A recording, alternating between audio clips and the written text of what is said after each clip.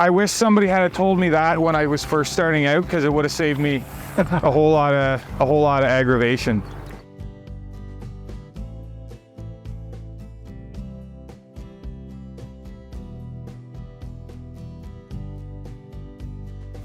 Dean has tons of those fancy clips. I don't, and I don't want to lose them. I have probably 20 or 25 of these, and I'm doing cattle and I'm doing sheep and I'm all over the place.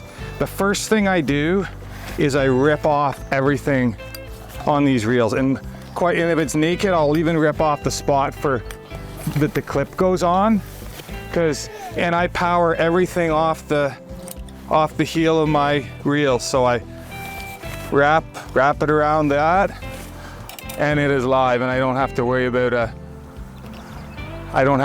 about a clip anywhere. And so you take the little click click click anti-backup off it as well? No, I have the anti-backup. You still have it? Yeah, you still need that. And actually I've got parts in my truck in case the backups go, and I have transmissions at home in case the gear goes out of it, because otherwise it takes several days to get it. The thing in the front, I have caught my hand in and taken meat off my hand winding them up. Sometimes they're long, like I've got some that are full right to the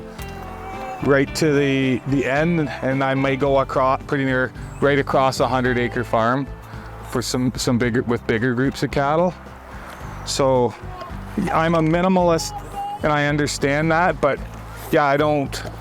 To me, all the guards, you can still wrap it right around. To me, that would be like having a round baler and watching the bear full monitor and following it instead of weaving with your windrower. So you don't have to make a mistake too many times winding it up before you get it absolutely perfect. You can get more on a roll, and this wire, I have some string that's almost 20 years old, and all of it would be in its teens. So it's lasted a long time. And I think tape, a lot of the reason people use tape is for visibility. And I sort of have a technique I would use to train cattle, like especially yearling cattle that are coming from several different homes that could be, from Alberta to Nova Scotia, right? In this part of the world, there's grass cattle coming from everywhere.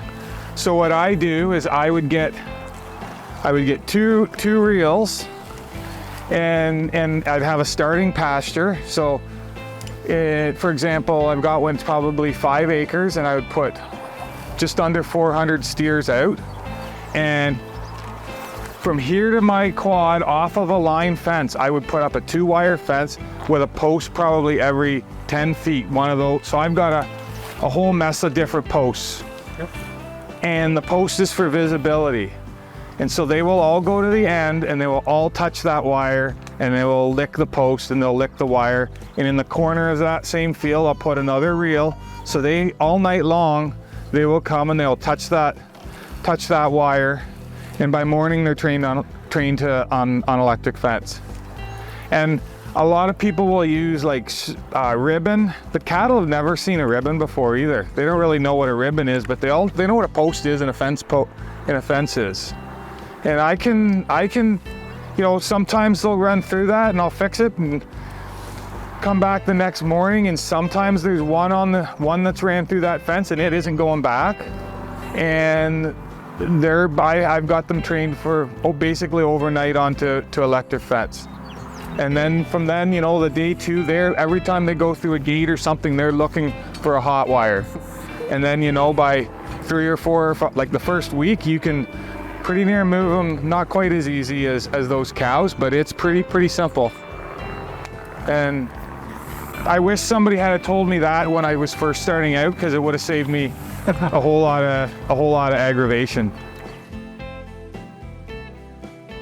Dean had on the front of his bike, he's got, I guess they call it an econo reel. A couple different companies make them, and they are for every turn you make. It's a turn. It's a turn. And these ones are 3 to 1. 3. So it's a whole lot. And I started with those ones, and now I use them for blocking off gateways or alleyways. I still use them, but I don't use them for long runs because I can afford the big ones, and my time I can definitely factor in the value of my time.